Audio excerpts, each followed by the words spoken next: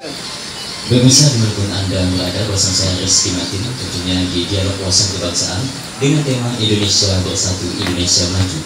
Kali ini saya tidak sendirian, saya ditemani oleh dua narasumber kita, yaitu Bapak Insinyur Haji Arief Hidayat MH, selaku Wakil Ketua DPRD Kabupaten Sambas. Selamat pagi, Pak.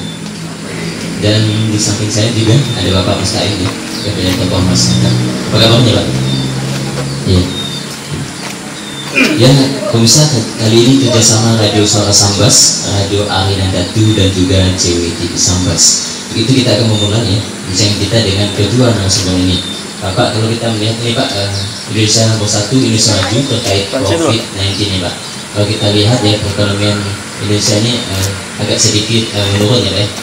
Pak, melihat dari kondisi dari pandemi COVID-19 ini Pak, bagaimana Pak Bapak melihatnya kondisi Indonesia sekarang? Baik, terima kasih. Assalamualaikum warahmatullahi wabarakatuh. Selamat pagi, salam sejahtera bagi kita semua. Pertama-tama saya ingin menyatakan memberi apresiasi kepada anak muda di Sambas, kemudian radio yang tergabung di sini yang menggelar acara ini, dan ini tentu sesuatu yang bersifat inovatif dan penting untuk diketahui oleh masyarakat luas dan sebagai ilmu bagi kita bersama dan bagi masyarakat luas tentang materi yang disampaikan hari ini. Menyangkut materi kondisi perekonomian nasional maupun kondisi perekonomian daerah terkait dengan adanya pandemi virus COVID-19. Saya ingin memulai dengan bahwa kita sekarang sedang berada di suasana wabah yang mana wabah ini holistik, general, menyeluruh di isi dunia ini. Artinya jangankan Indonesia, apalagi Sambas, tapi negara-negara besar lainnya pun juga terkena oleh wabah atau pandemi virus ini. Nah, kita perkecil, kita bicara tentang pemerintahan nasional Indonesia. Kita memberikan apresiasi kepada pemerintah yang telah dengan sigap menyikapi persoalan ini. Kita sangat mengetahui virus ini mulai merebak, mulai menyentuh Indonesia itu di awal-awal 2020, Januari, Februari nasional dunia, Februari, Maret mulai masuk, mulai mewabah di kita. Nah, kita bicara nasional sejak akhir Februari, sejak Maret sampai sekarang udah ada belasan regulasi yang dibuat oleh pemerintah pusat, baik itu Kepres, baik itu PP, baik itu Kepmen dan lain sebagainya. Nah, terakhir kita melihat ada Kepres nomor 12 tahun 2020 dan bahkan ada Kepmenkes nomor 1/01/07 yang mengatur ini semua. Nah, bicara Kabupaten Sambas, bicara ekonomi, kita mengiyakan bahwa kita sedang berada di, kalau agak tadi kalimat yang menjadi moderatornya agak menurut ekonomi, kalau saya bilang udah parah ini, hampir parah ini ekonomi kita. Kenapa? Karena memang di satu sisi kita wajib untuk melakukan pencegahan, penanggulangan, percepatan penyebaran virus ini selesai dengan melaksanakan protokol kesehatan. Nah, penyebaran penyakit ini terutama didominasi oleh adanya komunitas keramaian, kerumunan keramaian. Adanya komunitas keramaian inilah yang menjadi lahan subur bagi peluang penyebaran virus ini. Di satu sisi, di sisi lain, yang namanya keramaian ini sering menjadi sumber-sumber ekonomi. Apa dia? Pasar, mall, perputaran ekonomi mengharuskan adanya keramaian. Demikian juga hal lainnya, ibadah, orang lebih berpahala kalau berjamaah ketimbang sholat sendiri-sendiri di rumah. Nah ini semua di satu sisi kena wabah bahayanya karena ada komunitas keramaian, sedangkan komunitas keramaian itu juga adalah sumber-sumber sentra-sentra tempat berlakunya proses ekonomi dan lain sebagainya. Ini dua hal yang berbeda, dua hal yang ironis, dua hal yang bertolak belakang. Nah, diperlukan kebijakan-kebijakan. Pemerintah Kabupaten Sambas saya lihat cukup sigap. Di tanggal 24 Maret tahun 2020 Bupati Sambas langsung mengumumkan keadaan luar biasa KLB di Kabupaten Sambas dengan ditandai adanya satu yang positif COVID-19 di Kabupaten Sambas.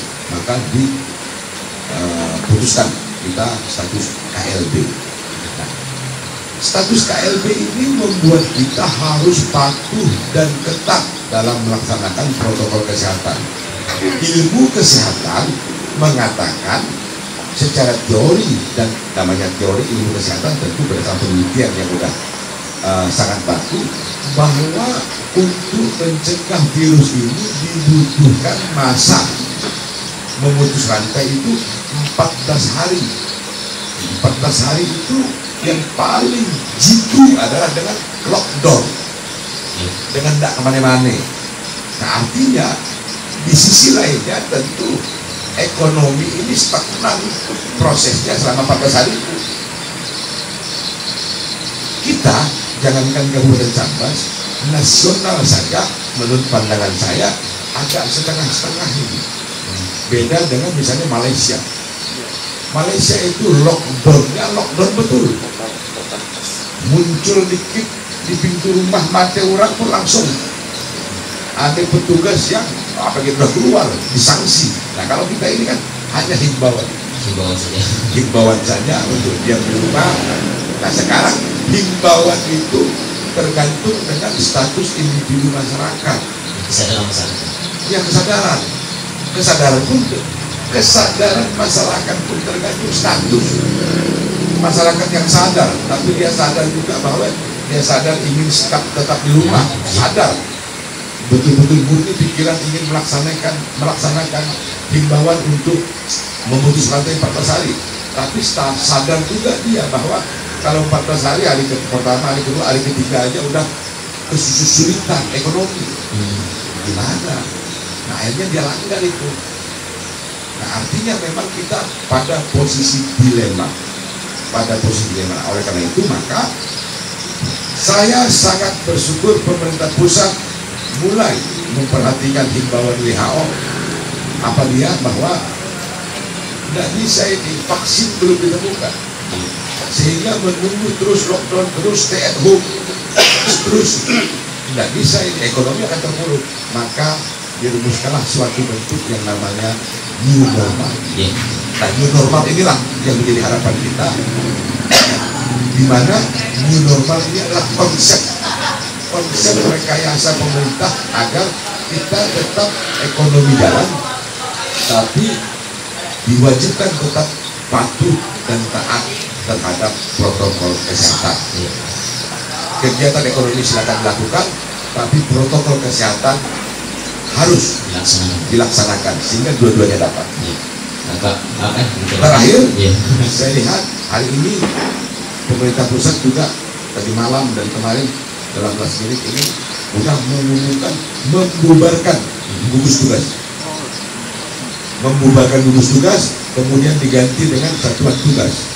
Nah artinya di satu sisi selamnya gugus tugas ini sudah akan dihilangkan, akan dilanjutkan oleh satuan tugas, bahkan ada komite lagi saya dengar akan dibentuk oleh presiden. Nah ini tentu membuat kita menjaga agar proses ekonomi jalan, tapi dijaga ketat kepatuhan terhadap protokol kesehatan, jaga jarak, pakai masker, cuci tangan dan sebagainya. Bahkan ada ide atau lihat siapa yang nggak pakai masker akan didenda. Nah saya kira itu menjadi harapan terakhir kita dalam kondisi pandemi yang belum berkesudahan ini, dan wajib menjadi acuan pemerintah Kabupaten Sambas. Ya, termasuk. Demikian. Dan kita mohon kepada Bapak Mas dan Pak Mas ya, telah diusulkan oleh Bapak Abida sendiri ya, tanggal 24 Maret 2020 adanya KLB Pak ya. Dan Bapak melihat juga apa pemerintah yang sekarang sudah bisa mengatasi COVID-19 Pak, khususnya di Kota Sambas. Terima kasih moderator. Assalamualaikum warahmatullahi wabarakatuh. Adik dia yang kami hormati, kru JWTV yang kita banggakan. Sepakat kita, pertama apa yang disampaikan oleh Bapak Arif Pijar tadi itu cukup menginspirasi ya, cukup dipahami barangkali untuk beberapa kalangan lah ya, tentunya. Nah, kalau kita lihat secara global dari segi kebijakan yang dibuat oleh pemerintah, khususnya mengenai protokol kesehatan, terus yang terakhir tadi kebijakan yang sepertinya belum sepenuhnya memihak kepada masyarakat. Artinya kan kebijakan yang turun dari pusat, dari provinsi ke kabupaten ini belum ke arah partisipasi sebetulnya. Karena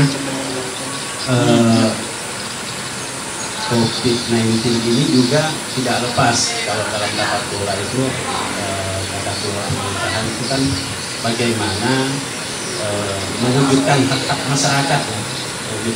masyarakat, terhadap apa yang dilakukan oleh pemerintah saat ini kan tugasnya memang benar untuk melindungi, menyelamatkan bangsa, itu ya tujuan utamanya dengan adanya kebijakan-kebijakan yang dikeluarkan. Tapi sejauh mana masyarakat memahami kebijakan itu sendiri? Nah, yang menurut saya ada kontra antara kebijakan dengan perilaku yang dihadapi oleh masyarakat sekarang ini. Nah, sehingga wajar masyarakat bilang, pemerintah bilang masyarakat ini harus disadarkan gitu, dengan bermacam-macam terapi, ya bermacam-macam treatment, penerapan seperti kebijakan lockdown dan sebagainya. Nah, kalau kita juga sebetulnya masyarakat ya perlu tahu asal usul COVID ini dari mana dan sebagainya itu. Terus mengapa di sana itu cepat penyelesaiannya gitu. Nah, sedangkan kita lambat. Banyak hal lah, barangkali mungkin sisi pemerintah yang lebih tahu kendala-kendala yang dihadapi ya di dalam penerapan dalam pencegahan dan penanganan COVID-19 ini. Ya barangkali itu ya, artinya partisipasi yang belum begitu berjalan, sehingga protokol kebijakan yang dikeluarkan oleh pemerintah ini sebetulnya belum begitu sampai, sehingga kesadaran masyarakat itu juga berkurang. Terima kasih Pak. Kita bersama dengan kita bersama kedua narasumber, kita akan balik lagi bersama saya tentunya bersatu di tema Indonesia Bersatu, Indonesia Maju lewat JWTV Sambas.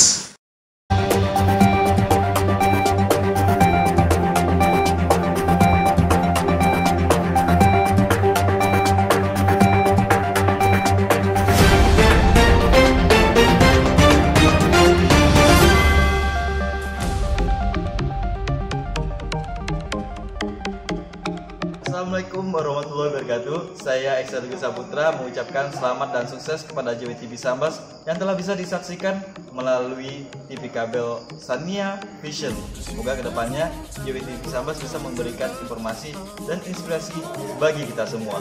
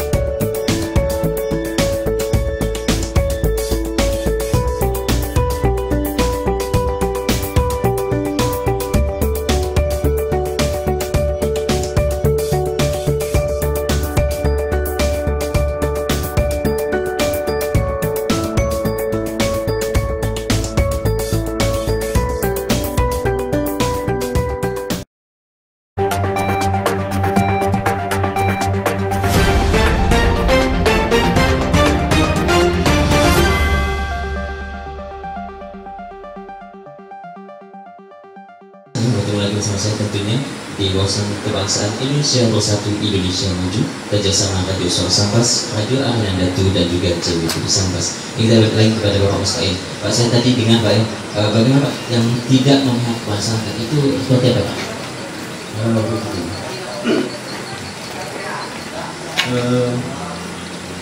Sekarang kan kalau kita lihat regulasi itu kan nilai apa namanya, nilai regulasi. Iya. Ada undang-undang, ada keputusan presiden, ada keputusan menteri. Nah, ini masyarakat juga kan tidak mengerti, tidak memahami masyarakat ini tentang regulasi-regulasi. Apakah instruksi presiden itu apa nilai poinnya itu umpamanya antara 100 atau 90 atau 80 gitu ya. Nah, apa kalau yang untuk COVID-19 ini kan sebetulnya berbasiskan kepres ya, kepres dan juga di backup oleh kementerian gitu ya, keputusan kementerian. Nah, masyarakat tuh jauh lah memikirkan apa namanya tentang kebijakan-kebijakan itu. Jadi masyarakat lebih concern menjaga diri apa adanya gitu. Aturan pemerintah ikuti, tapi berdasarkan mana mereka yang mampu. Ya, katakanlah untuk tidak keluar rumah, ya, untuk tidak keluar rumah ini kalau kita lihat presentasinya, apalagi di new normal gitu ya, ketika dibuka. Tapi ketika lockdown pada waktu itu ya memang lockdown sebenarnya, untuk mengikut kita. Jadi memang jarang apa namanya masyarakat kita lihat keluar rumah gitu. Terus banyak juga teori-teori kesehatan yang terkesan menakuti gitu. Oh iya. Kalau kita ini sekedar kita mencari inspirasi kayak film walking gitu. Iya. Ini virus ini sepertinya apa membuat manusia apa itu hidup kayak apa ya, walking itu tidak berjiwa itu ya. Jadi untuk meningkatkan kesejahteraannya juga terhambat, untuk beraktivitas juga terhambat. Iya. Gitu ya. Barangkali itu kita analogikan seperti itulah kalau COVID-19. Tapi kalau umpamanya jelas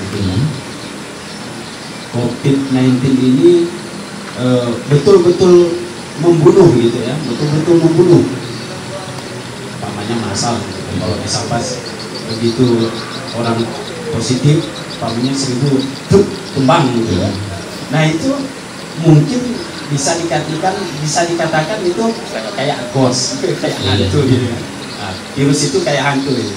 Tapi kenyataannya virus itu dianggap oleh masyarakat tidak juga seperti itu ya, tidak juga menakutkan gitu.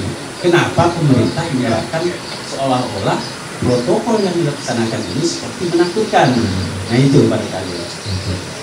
Dan Bapak Pak Arif yang melihat sendiri Pak, bagaimana Pak menanggapinya Pak? Ya, sekali lagi terima kasih. Apa yang disampaikan oleh Bang Mustaan, saya kira itu adalah fakta-fakta real yang ada di lapangan yang memang secara menyeluruh menjadi image masyarakat. Saya setuju. Namun saya ingin menanggapinya begini. Pertama, mari kita bersyukur bahwa yang namanya virus COVID-19 ini di Kabupaten Sambas tidak menjadi ghost, tidak menjadi hantu yang menakutkan. Ya, walaupun dia tetap hantu karena nampak, menurut pendapat saya dia tetap hantu, tapi tidak menjadi hantu yang menakutkan bagi masyarakat.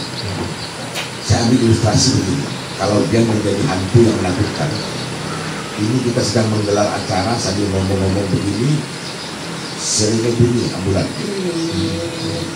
Apa itu? Orang meninggal. Kenapa? Karena virus. Baru 15 menit ada lagi, sehingga dalam 1 jam bisa ada 100 sekali, bisa ada 50. yang begitu. Nah itu baru hantu yang menakutkan.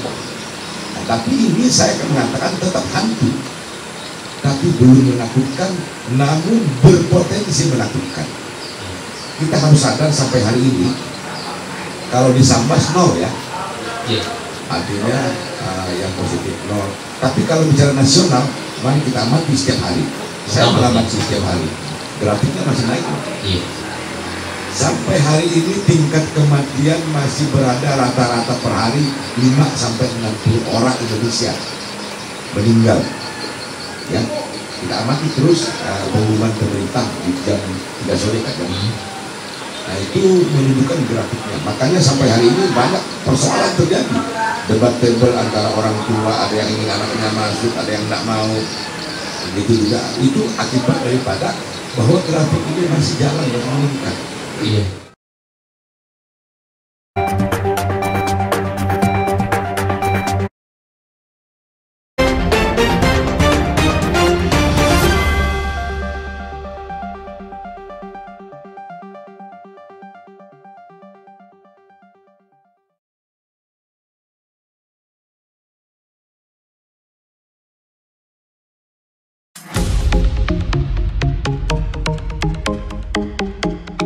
Assalamualaikum warahmatullahi wabarakatuh. Saya Eksaduga Saputra mengucapkan selamat dan sukses kepada JWTV Sambas yang telah bisa disaksikan melalui TV kabel Sania Vision. Semoga kedepannya JWTV Sambas bisa memberikan informasi dan inspirasi bagi kita semua.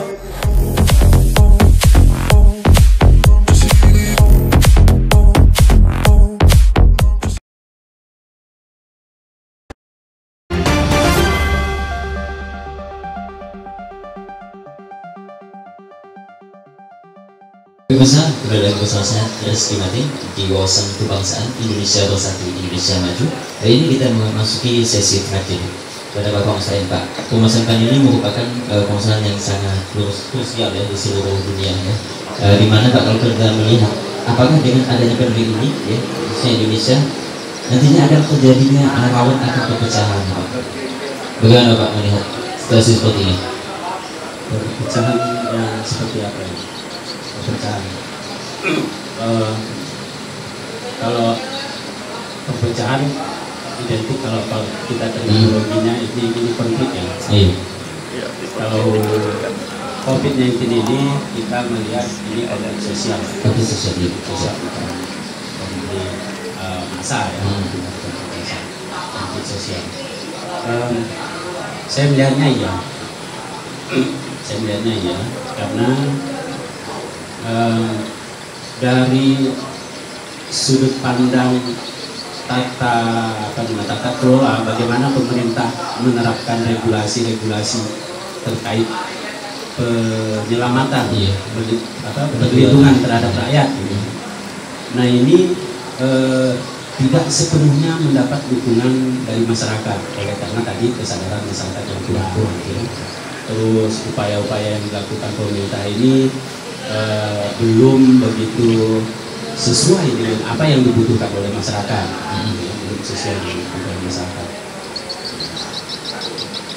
Itu yang barangkali menjadi sebuah konflik sosial. Belum lagi konflik of interest ya, dari sudut pandang politik. Ada kepentingan politik. Barangkali ada juga kepentingan politik di situ dengan menerapkan regulasi-regulasi yang menurut saya impres atau instruksi presiden itu hanya dipahami oleh sebagian birokrat, bukan dipahami oleh para masyarakat. Tetapi kalau umpamanya undang-undang, nah itu udah secara general. Kalau Kepmen dan sebagainya itu ya di jajaran mendapatkan kesehatan yang baik, bukan adalah protokol tadi. Terus masyarakat berhak untuk meningkatkan tarif. Ya kalau di Sambas ini dominannya kita kan import semuanya. Import semuanya. Tidak oknum pedagang, dan itu ya cukup dagang lah yang bermain. Makanya kita diperlukan antara ilmu dagang dan iman, antara ilmu teknologi dan iman. Jadi sepintar apapun kalau iman tipis, nah ini oknum-oknum ini mainkan ini. Ya kalau kita ada oknum-oknum baik yang memanfaatkan situasi sekarang Ya, itu yang tanggapan saya terhadap pasal itu. Kemudian masalah regulasi. Regulasi sebenarnya dibentuk kalau undang-undang dibentuk oleh pemerintah pusat bersama DPRD dan tentu itu berdasarkan kajian ilmiah. Sehingga regulasi itu pada saat ditetapkan menjadi undang-undang, maka dia telah selesai melalui seleksi pendapat, seleksi semua persoalan. Dan itu sebetulnya belum spesifik. Dia boleh dispesifikkan lagi kalau diturunkan di daerah. Artinya melalui perda, lebih kecil lagi melalui perbu. Jadi yang tidak boleh itu peraturan di bawah bertentangan dengan di atas. Tapi peraturan di bawah menjabarkan lebih spesifik, namun tidak bertentangan dengan di atas. Kalau kita lihat Pak, audit benar-benar dari daerah saya 25 miliar. Belum lagi perusahaan-perusahaan yang membantu dengan CSR-nya. Belum lagi dana desa yang dibagikan oleh pemerintah pusat juga digunakan untuk itu. Belum lagi kucuran pemerintah provinsi. Kucuran pemerintah sebenarnya banyak ini. Tinggal bagaimana kita efektif dan efisien menggunakannya. Dan saya yakin itu yang ada di benaknya Bang Mustahil. Iya, efektif. Ini kedua Pak Mustahil ini. Kalau kita lihat kan kita tidak menginginkan ini terus berlanjut Pak. Kalau ini benar-benar terus berlanjut di Indonesia Pak, nah, bagaimana Pak ini caranya? Ya, kalau benar-benar kita terancam Pak kalau ini terus berlanjut di masa pandemi, di masa new normal. Ini new normal kan arahnya sustainability ini, arahnya keberlanjutan. Nah, upaya pemerintah ini akan mempertahankan dan berkesinambungan gaya hidup di normal. Nah, tapi ketika vaksin ditemukan, barangkali kita udah kembali biasa-biasa lagi ya, kembali normal seperti sebelum pandemi, sebelum normal. Nah, hari ini kebetulan itu vaksinnya sudah ada. Nah, tapi upaya melindungi diri, kesadaran diri tetap kita tingkatkan. Upaya pemerintah ini semakin maksimal, dan kita tidak perlu khawatir lagi, karena COVID-19 ini tidak lagi menjadi virus yang membahayakan. Harapan kita seperti itu, ya, karena diskriminasi pasti ada. Nah, kita kan tidak ingin nanti selamanya kita terdiskriminasi.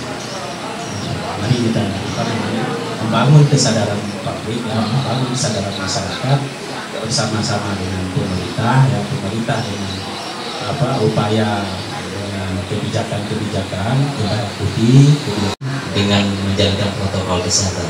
Kita harapkan sesuai dengan Undang-Undang 25 tentang itu ya. Terima kasih ya buat kedua narasumber kita hari ini. Dan terus menjaga kita ya di Indonesia Bersatu, Indonesia Maju dengan jalan kekuasaan kebangsaan. Dan saya Rizky ya, mari bersama-sama kita perangi COVID-19 dengan menjalankan protokol kesehatan.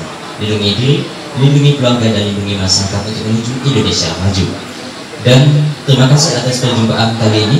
Dengan mohon maaf apabila ada kesalahan, dan kami undur diri dari hadapan pemirsa. Acara ini dikerjasama antara Radio Arena Datu, Radio Suara Sambas, dan juga JWT Sambas. Wabillahi taufiq wal hidayah. Wassalamualaikum warahmatullahi wabarakatuh dan sampai jumpa.